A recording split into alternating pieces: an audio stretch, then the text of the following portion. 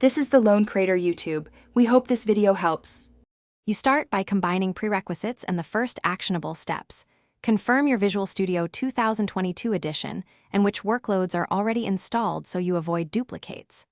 Open the Visual Studio installer from the Start menu and locate your installed instance, then click Modify to begin. Once done, the installer shows Workloads and Individual Components tabs.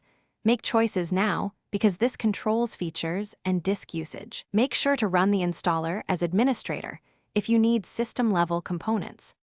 You continue by selecting the complex middle steps.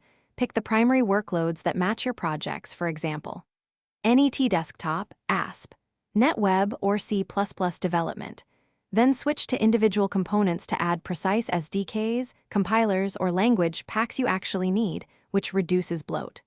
Once done, review optional features and adjust the installation path or disk options to free space. Make sure to note dependencies shown by the installer so you don't break existing projects when removing parts. You finish with final steps and one key troubleshooting tip. Click Modify to apply changes and let the installer download and install selected features. This can take time depending on components. Once done, restart Visual Studio and open a representative project to confirm templates, tool windows, and compilers function correctly. If something fails, repair the instance from the Visual Studio installer, and if problems persist, check activity log XML for errors, and run the installer as admin to resolve permission-related issues. Thanks for watching. Consider subscribing if we helped you.